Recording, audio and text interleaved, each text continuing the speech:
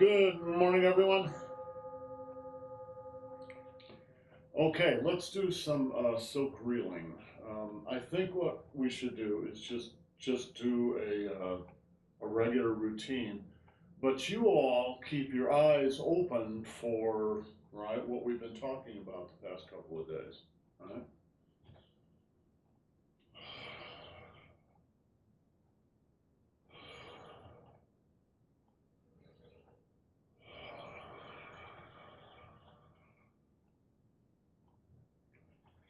All right, neck turns.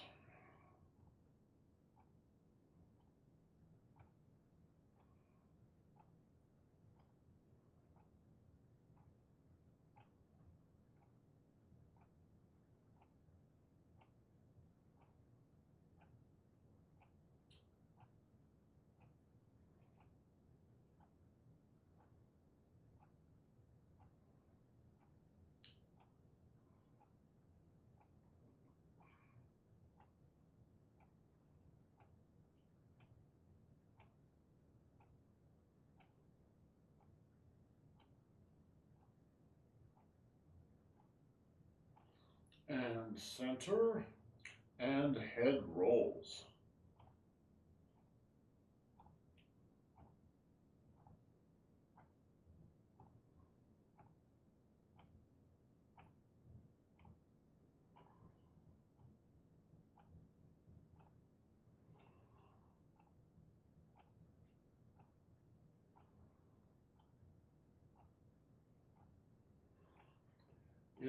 I should say something here. Um, I'm using English terms for these, so I'm using head rolls because that's what we're used to thinking. But don't think about this as just your head; it's your whole spine. So when you go down, uh, when you go down, you should go through the hip joint here, and then around the tailbone and up this joint here. All right, and then all the way up to the head, and then down under the tailbone, and all the way up to the head again. All right.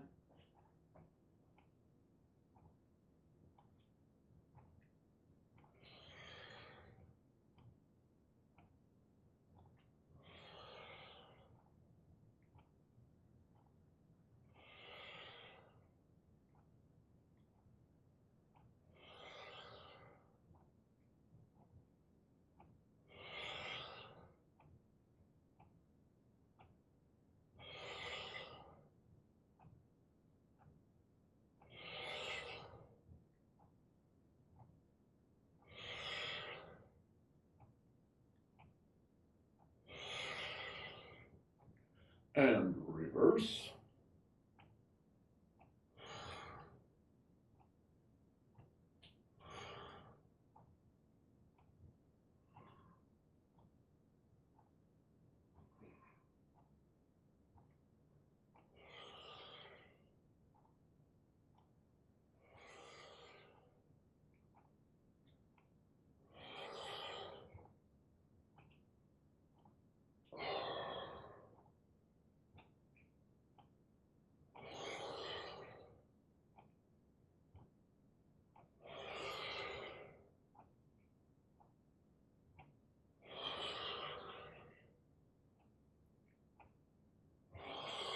And down to center and back up. So this exercise and the next two exercises we're going to do are, of course, they're for the whole spine. They're for the head. You're going to call it head rolls. But what they're really for is the lumbar area of the back and the sacroiliac joints. So it's important. Hopefully, you know what the SI joints are. If not, look them up later. All right. But they're on either side of the hip, right in here. And when you do these exercise, when you do this exercise, you want your weight firmly on one side, not on the other. They're not halfway, right? Because that's going to cause you to flex. When you go down, you should relax your lumbar area and relax your tailbone. And the SI joint is a joint. It will move. It only moves a little bit, but it will move. And when you relax that, you're flexing that joint a little bit, and then come around on the other side. And now, when you go down and under here, your lumbar area should be pushing up backward.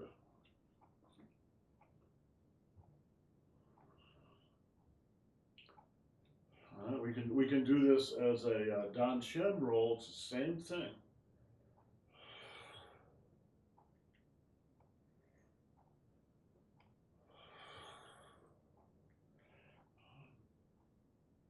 Down in the left SI joint, and extend the lumbar area backward, and then across the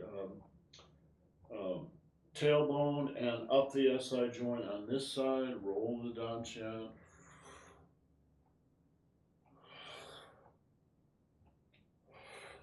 And then when you're doing head rolls, right, then you just add the head on the top.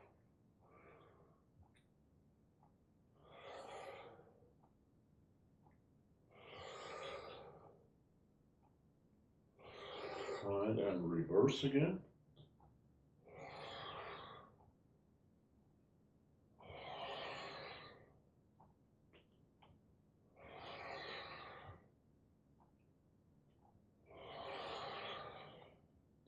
And go.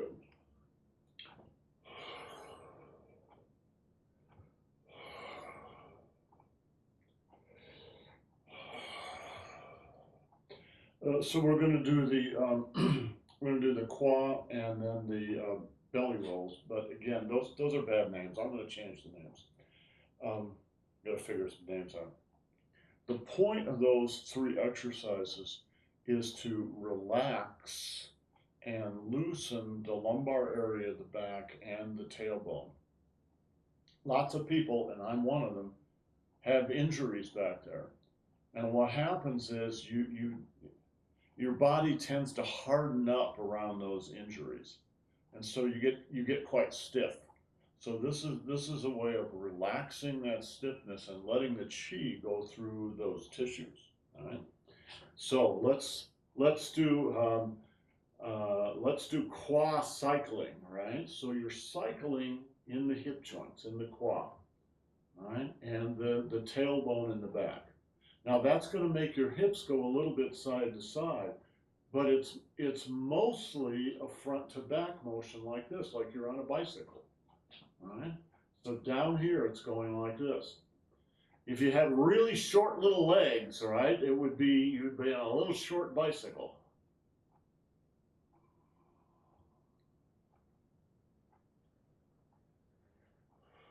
Now it'll get your whole spine if you just relax and let your whole spine respond to that movement. How do you do that? Well, honestly, it's just like a bicycle. So imagine you've got your feet on a bicycle, bicycle pedals, and you're pedaling with your feet like this. Well, now put your feet in where your hip joints are and pedal with your hip joints, right? So you're pedaling like this. This side goes forward, this side goes back. Most people, when they do hips, they do them as ping circles. Mm-hmm. So they're like this. And there's nothing wrong with that. That's a good exercise too. Right? But it's just not this exercise. This exercise doesn't go like this, it goes like this. So in fact, you can use your hands out here to encourage that, right?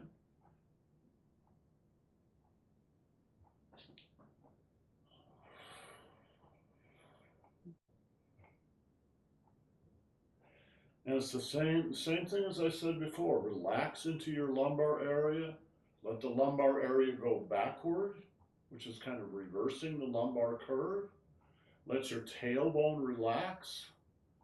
Let your chi go all the way down to your hui yin, your perineum.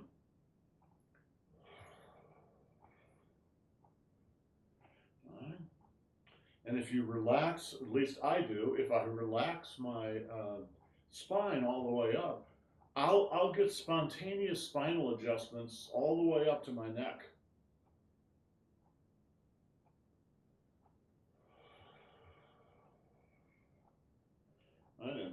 loose.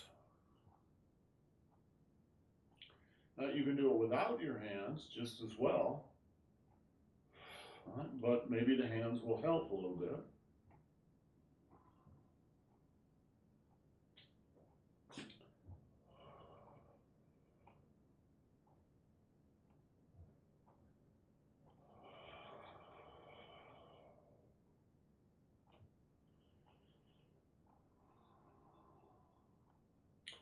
And good.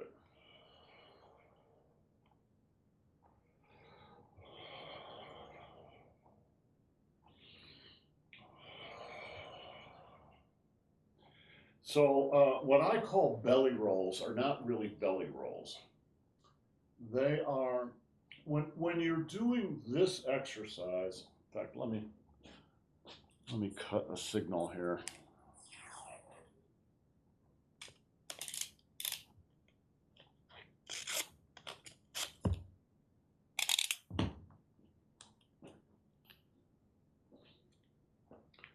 When you're doing this exercise, that's very much like the alternate exercise we do with the shoulders, right? It's the same kind of thing. Only now instead of doing it at the shoulder girdle, you're doing it at the pelvic girdle.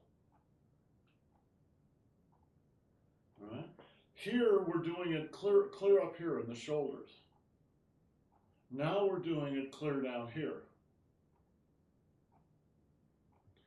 So again, it's an exercise to loosen everything up and let the chi flow through the tissues. There's another shoulder exercise we do after we do the alternate shoulders. We do double shoulders, right?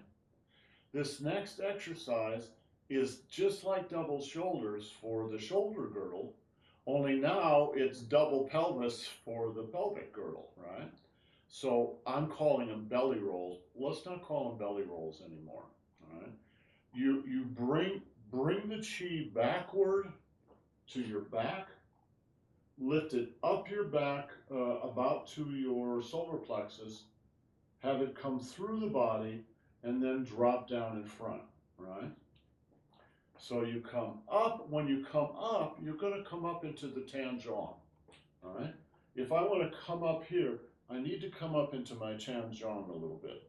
And then it comes through, and then it drops down. When it drops down, I need to drop down into my Ming Men in back. All right? Same thing we always do. All right?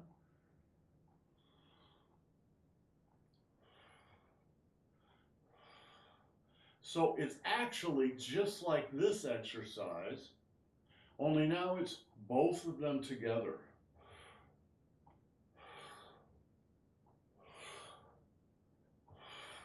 Now, the reason I press into my own belly is when I go down and back, I want this to go back into my lumbar area.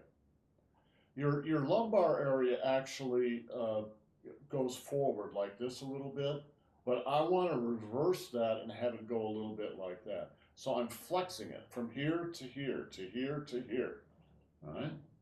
Catherine, does this make sense? No.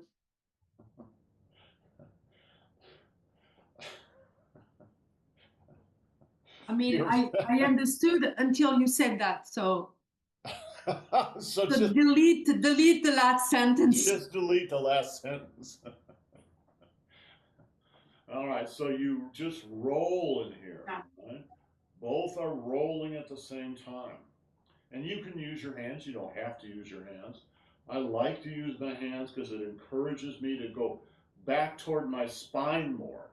I want to go all the way back to my spine. All right, go down and go all the way back to my spine and then come up my spine, come out my solar plexus, down my belly, underneath the perineum, and then back up my spine again. Right, so you're going all the way around like this.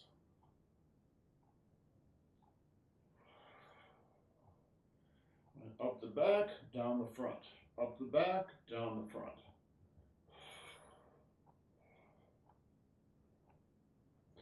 and then reverse, right? Now I'm going to bring the energy up to the solar plexus, have it go back through the body and then down the back, under the perineum, and then up the front again. All right?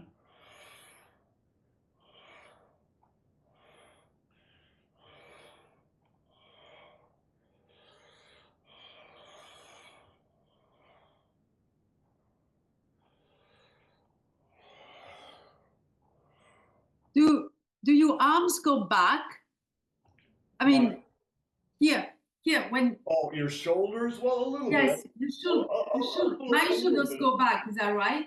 Yeah, it's okay. You want the body to be very relaxed and loose. So yeah, your shoulders will probably go back. Yeah.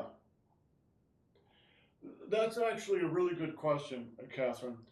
Your hips and your shoulders are the same kind of joints.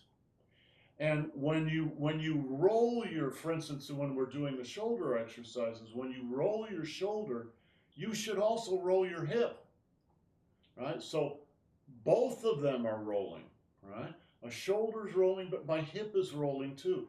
And this is exactly the same thing, only now you're doing it on both sides. And instead of focusing on the shoulders, now you're focusing on the lower part of the body.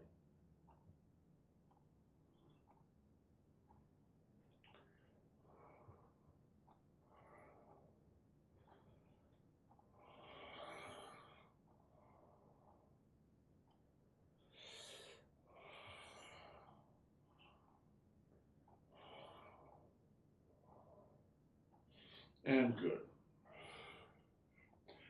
You know, the problem with these kinds of exercises in the West here, we would call these calisthenics because their exercises done with your own body weight. And the problem in the West is when someone does something like head rolls, they tend to isolate the neck and head. So the whole body kind of just stays still and they just roll their neck and head, right? Maybe that's a little bit of an exaggeration, but not much. The difference between that and the way the Chinese do it I mean, these are basically warm-up exercises. Do it in silk reeling Qigong, is just the whole body. No matter what the exercise is, no matter what you call it, it always starts from the center and involves the entire body. Okay, let's go on. Let's do shoulder reels, right?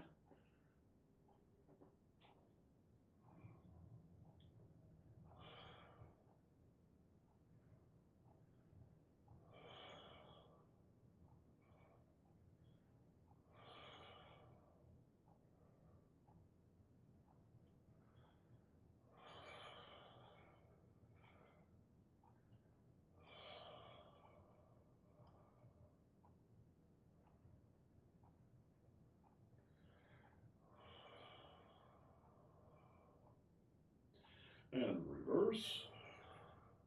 So the hip is rolling too.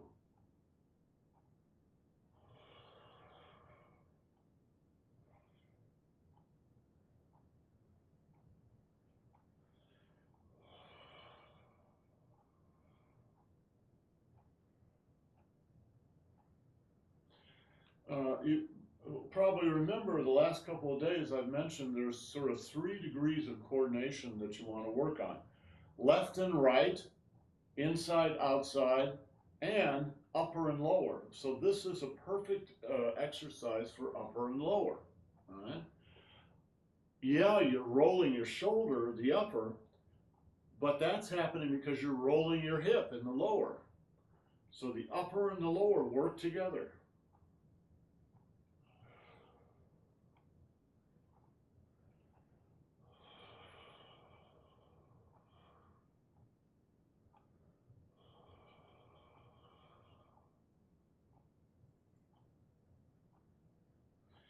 And reverse.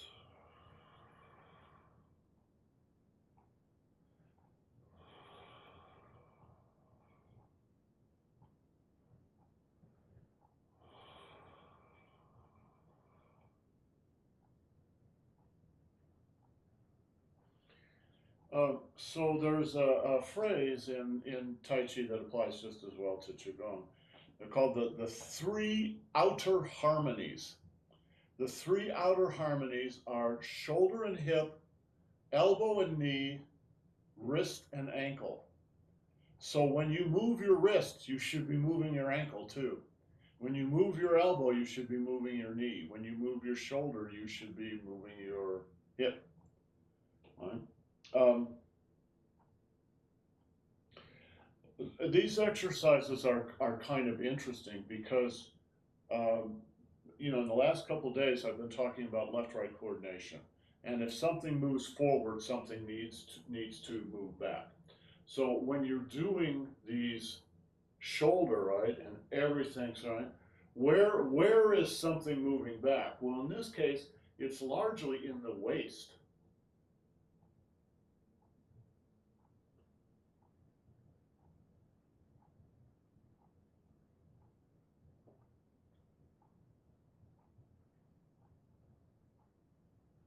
Now, there's something else that you should practice, and you guys have been doing this well enough, so you're actually practicing it really well.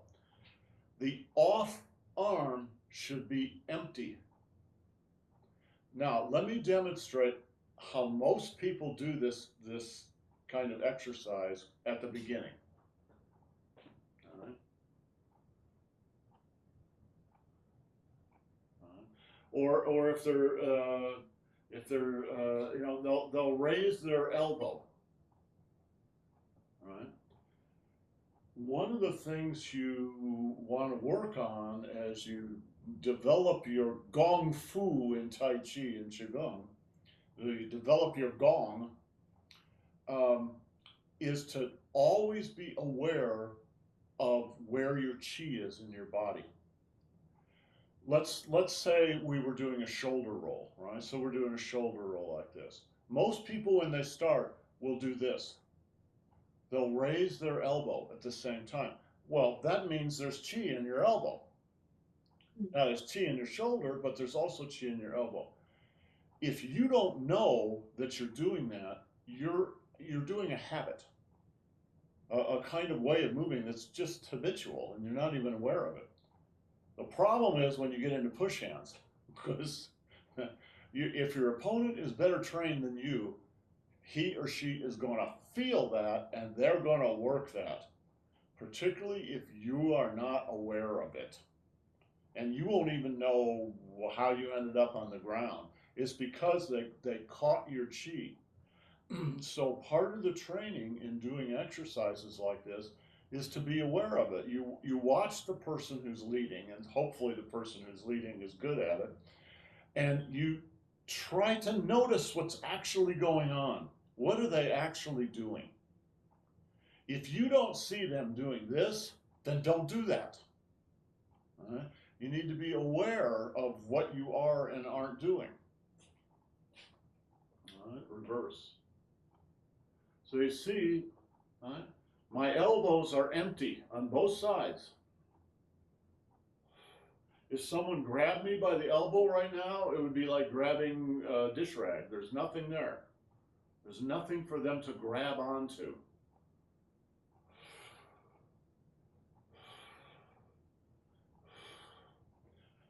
The fact that it's empty doesn't really matter. What matters is that you're aware of the fact that it's empty, which means you need to be aware of all your joints at the same time. And that goes, oh my God, that's impossible. No, it's not. It's you just use that kind of, when you drive a car, you have two ways of looking out of the windshield of your car. One way is global. So you want to see the whole road. You want to see what's happening. You're using peripheral vision as well as your straight ahead vision. It's very global. And that's the way we drive most of the time, and it's certainly the way we drive on highways. But suppose you're driving around global and all of a sudden you see a ball bounce out between cars into the road. You're going to focus on that ball because right behind that ball is going to come a kid. So now you've gone from global vision to focused vision. when you are aware of the chi in your joints, you have to use global vision. All right? You're just sort of aware of all of them at the same time. And the more you practice, the easier that gets.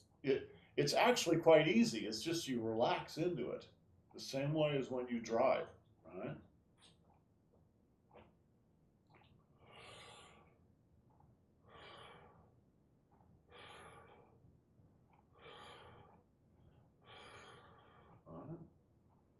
Now, if my elbow on this side is empty, but if I want to fill it,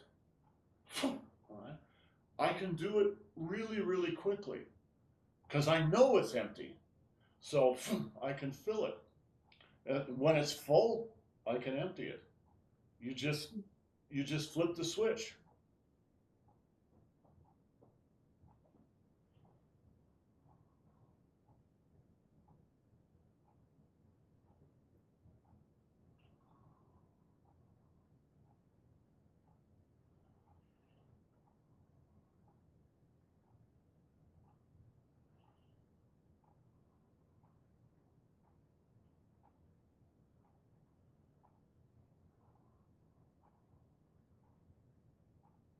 And reverse.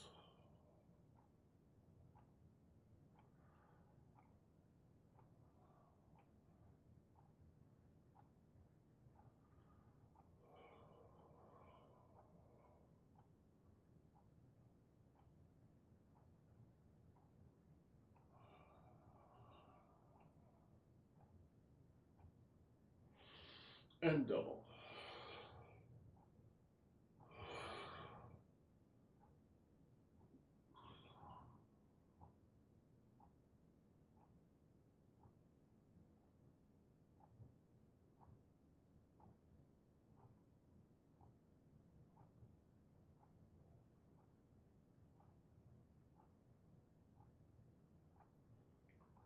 Now, when you do shoulders like this, double rolling, or any exercise like this, you can also play with it, and you should play with it as time goes on.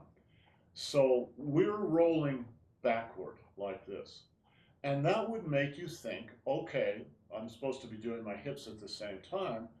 All right, so these are rolling backward. I should roll my hips backward. So they're both rolling up, backward, down, under, up, backward, down, under. But that's not the only pattern that you could practice. What's the problem with this? With what? With rolling your hips backward at the same time you roll your shoulders backward. It affects your balance. Yes, yes. You're falling over. You're not stable. You're falling over. You're pulling your own roots out of the ground, right? Now, if you're a really good player, you probably can get away with that. But suppose you used a different pattern with the hips, and you practice that different pattern when you do this exercise. What other pattern could you do? Well, instead of coming up here, the hips could go down. The shoulders are coming up, but the hips are going down, right? Now, the shoulders are coming down, the hips are coming up.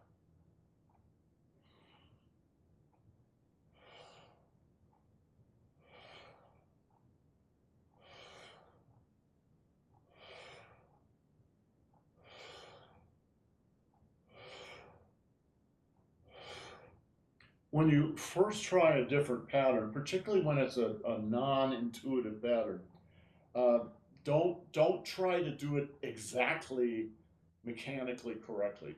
Just sort of get it a little bit. So the shoulders are going up, they're coming down. They're going up, they're coming down. Well, just focus on that, and the hips are doing just the opposite. The shoulders are coming up, oh, the hips are going down. Shoulders up, hips down. Shoulders down, hips up.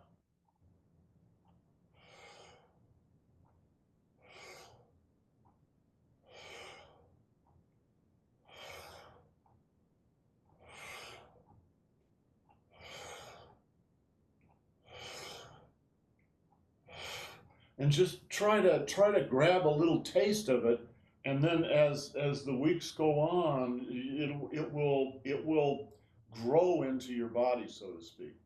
And Catherine, this is a lot like the directions in Alexander technique. Yeah. A lot of this, I'm sort of exaggerating my body to physical body to give you guys clues, but in fact, a lot of this just happens with your mind and your energy, but it actually works.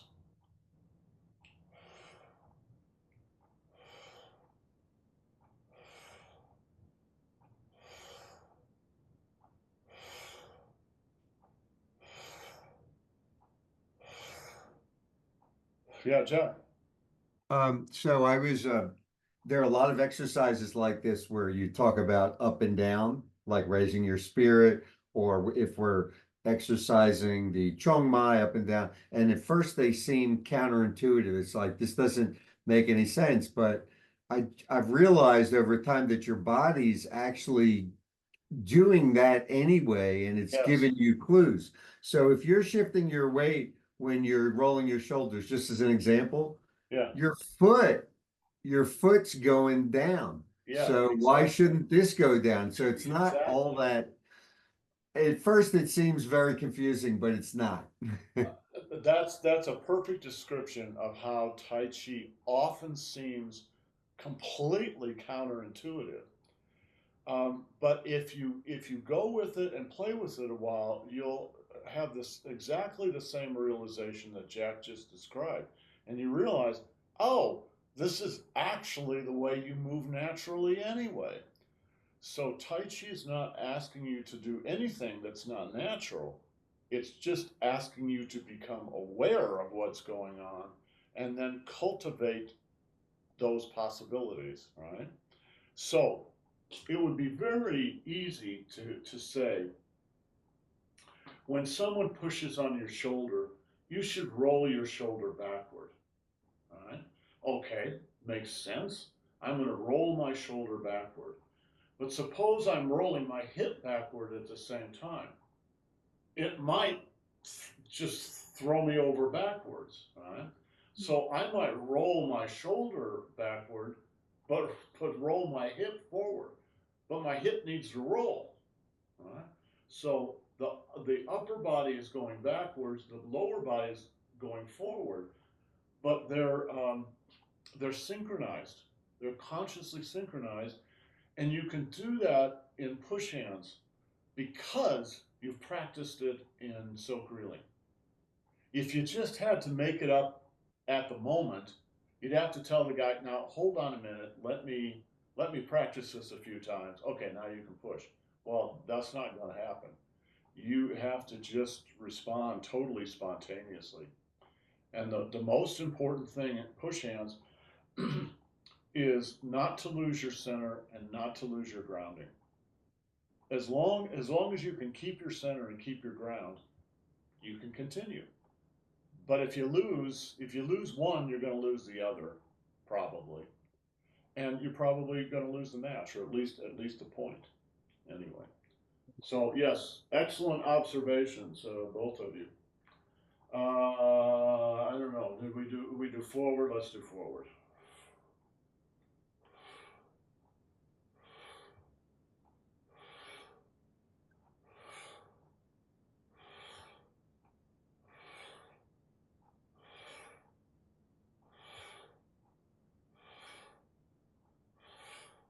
So I think I mentioned the other day um, that in really advanced Tai Chi and Qigong,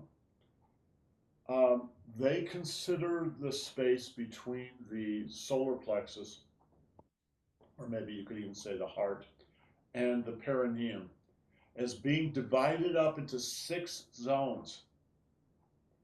And so it's like you've got 6 fingers, and you should be able to control each of those zones.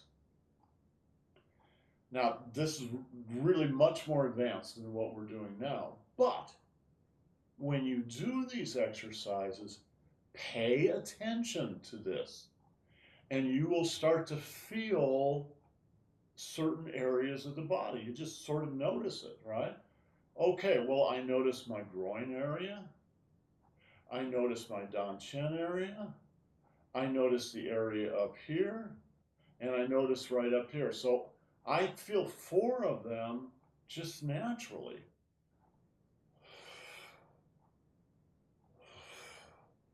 And then by continuing to just pay attention, you will eventually be able to differentiate the other 2 out of this mixture here.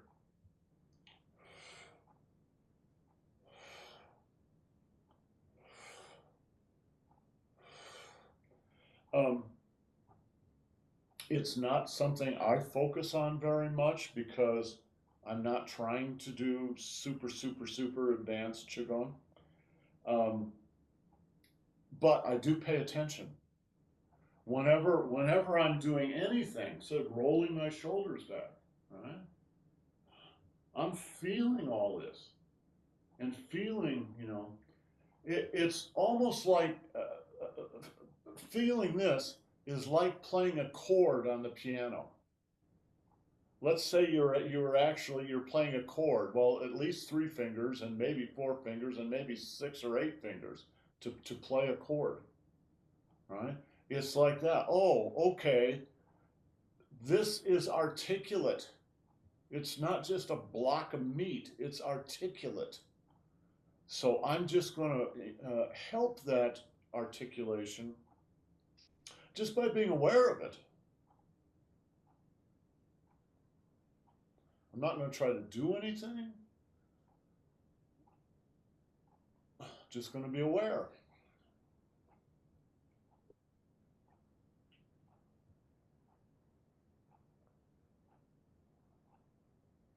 Now, I don't happen to have a 6-pack, or let's say my 6-pack is so deeply buried that you can't see it. But imagine a guy with a 6-pack. I'm going to guess those rolls of muscles are the 6, right, up and down the abdomen. Anyway. Malcolm, maybe you have a tall boy, 40 ounce. Something like that. All right, let's do one more from the discussions the other day. All right. Now this is left and right coordination, but there's also upper and lower, and there's definitely in and out.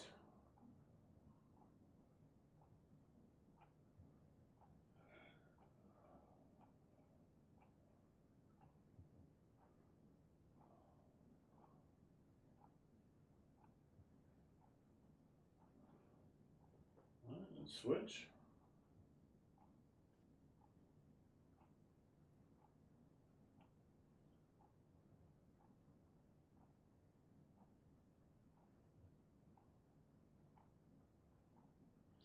Now let me ask you some questions. You're supposed to coordinate the lower body with the upper body. Where is the interface between the upper and lower body? It's right here, right? You're supposed to coordinate the left side of the body with the right side of the body. Where is the interface between left and right? It's right here. You're supposed to coordinate the inner body with the outer body, all right? Well, where's the interface for that? Well, that's in depth right here. That's why the Danshen is so important, because it's the one point that touches all 6 of those left, right, in, out, up, down. All right.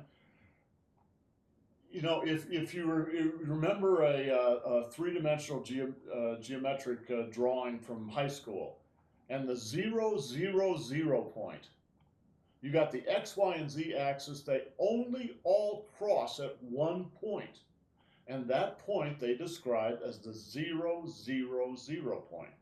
0 on the x-axis, 0 on the y-axis, 0 on the z-axis. That's what the Danshen is. It's the 0 point.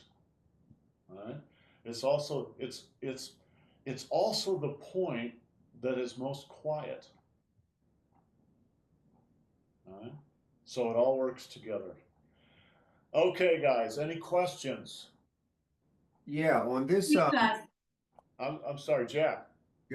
uh, um, correct me if I'm wrong, but it feels to me like on this exercise, Yeah, if you're if your sort of attack or your offensive side is opposite to the forward leg, you get more power than if you were than if your right side.